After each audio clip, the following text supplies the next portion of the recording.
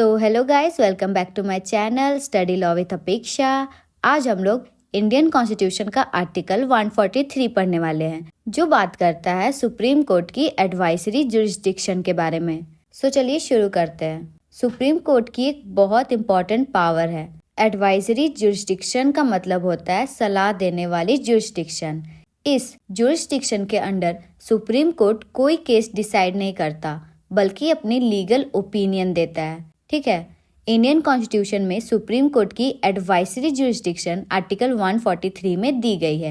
Article 143 president को power देता है कि वो सुप्रीम कोर्ट से सलाह या ओपिनियन ले सकता है। आर्टिकल 143 कहता है कि अगर प्रेसिडेंट को ऐसा लगता है कि कोई क्वेश्चन ऑफ लॉ या फैक्ट अराइज हो चुका है, ठीक है, बहुत इंपॉर्टेंट बात है, क्वेश्चन ऑफ लॉ या फैक्ट अराइज हो चुका है, फ्यूचर में अराइज हो सकता है, या तो फ्यूचर में अराइज हो सकता है, और वो क्वेश्चन पब्लिक इंपॉर्टेंस का है। बहुत 3 वर्ड इंपॉर्टेंट है, लॉ या फैक्ट है, जो कि अराइज हो चुका है या फिर फ्यूचर में अराइज हो सकता है, या फिर वो क्वेश्चन पब्लिक इंपॉर्टेंस का है और उस पर सुप्रीम कोर्ट की ओपिनियन लेना बेनिफिशियल होगा। तो प्रेसिडेंट उस क्वेश्चन को सुप्रीम कोर्ट के पास रेफरेंस के रूप में भेज सकता है। सुप्रीम कोर्ट उस क्वेश्चन पर हियरिंग करने के बाद प्रेसिडेंट को अपनी ओपिनियन रिपोर्ट करता है। ठीक है। अब आर्टिकल 143 में एक और इम्पॉर्टेंट बात कही गई है। प्रेसिडेंट चाहे आर्टिकल 131 के प्रोविजो में जो रेस्ट्रिक्शन दी गई हो, उसके बावजूद भी वहां मेंशन डिस्प्यूट को सुप्रीम कोर्ट के पास ओपिनियन के लिए भेज सकता है। सुप्रीम कोर्ट फिर अपनी डिस्क्रिशन से हियरिंग करके प्रेसिडेंट को अपनी ओपिनियन देता है। ठीक है। अब यहाँ एक इम्पॉर्टेंट कॉन्स्टिट्यूशनल रियलिटी समझना जरूरी है। आर्टिकल 74 क्लॉज 1 के अकॉर्डिंग प्रेसिडेंट हमेशा अपने काउंसिल ऑफ मिनिस्टर के एड और एडवाइस पर काम करती है। ठीक है। इसका मतलब ये है कि जो रेफरेंस सुप्रीम कोर्ट के पास जाता है वो टेक्निकली प्रेसिडेंट के नाम से होता है, ठीक है, लेकिन प्रैक्टिकली वो काउंसिल ऑफ मिनिस्टर के एडवाइस पर होता है। लेकिन सुप्रीम कोर्ट ये वेरीफाई या एग्जामिन नहीं कर सकता कि रेफरेंस प्रेसिडेंट का पर्सनल डिसीजन है या काउंसिल ऑफ मिनिस्टर की एडवाइस पर भेजा गया है, क्योंकि आर्टिकल 74 क्लॉज 2 सुप्रीम कोर्ट को इस चीज की इंक्वायरी से रोकता है। ठीक है।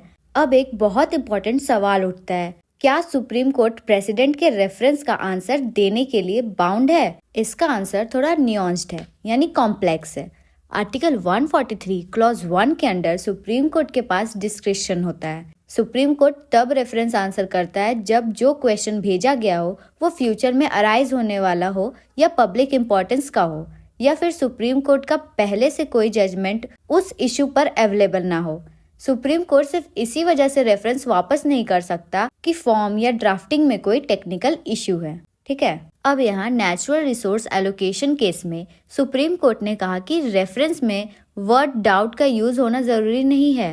कोर्ट को रेफरेंस के कंटेंट को समझना होता है और कॉन्स्टिट्यूशनल रिस्पॉन्सिबिलिटी, जुडिशियल प्रोप्राइटी और जुडिशियल डिस्क्रिशन को ध्यान में रखना होता है। लेकिन अगर रेफरेंस बहुत वैग्यू है, जनरल या इनकम्प्रिहेंसिबल हो, तो सुप्रीम कोर्ट रेफरेंस को अनआंसर्ड रिटर्न कर सकता है।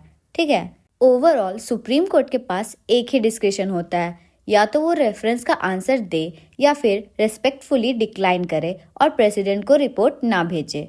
अब आर्टिकल 143 क्लॉज 1 और क्लॉज 2 के बीच डिफरेंस समझना जरूरी है। केरला एजुकेशन बिल केस में सुप्रीम कोर्ट ने कहा था कि अगर रेफरेंस आर्टिकल 143 क्लॉज 2 के अंडर आता है तो सुप्रीम कोर्ट के लिए ऑब्लिगेटरी है कि वो रेफरेंस एंटरटेन करे और प्रेसिडेंट को अपनी ओपिनियन दे। लेकिन क्लॉज 1 के अंडर सुप्रीम कोर्ट के पास डिस्क्रिशन होता है और वो प्रॉपर रीजन के साथ ओपिनियन देने से मना भी कर सकता है। लेकिन बाद में स्पेशल कोर्ट बिल केस में सुप्रीम कोर्ट ने क्लेरिफाई किया कि सिर्फ मे और शैल वर्ड के डिफरेंस की वजह से ये नहीं माना जा सकता कि क्लॉज 2 के अंडर कोर्ट हर सिचुएशन में आंसर देने के लिए बाउंड है। अगर क्वेश्चन किसी वैलिड रीजन की वजह से आंसर करने लायक नहीं है तो क्लॉज 2 के केसेस में भी सुप्रीम कोर्ट रेफरेंस को अनआंसर्ड रिटर्न कर सकता है।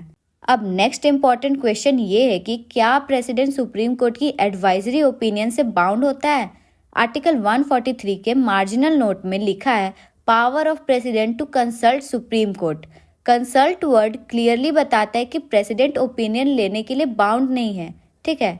एडवाइजरी ओपिनियन को इन्फोर्स या एग्जीक्यूट भी नहीं किया जा सकता। आर्टिकल 142 सुप्रीम कोर्ट के डिक्रीज और ऑर्डर के इन्फोर्समेंट की बात करता है। एडवाइजरी ओपिनियन ना तो डिक्री होती है और ना ही ऑर्डर होती है, इसलिए उसका इन्फोर्समेंट पॉसिबल नहीं होता।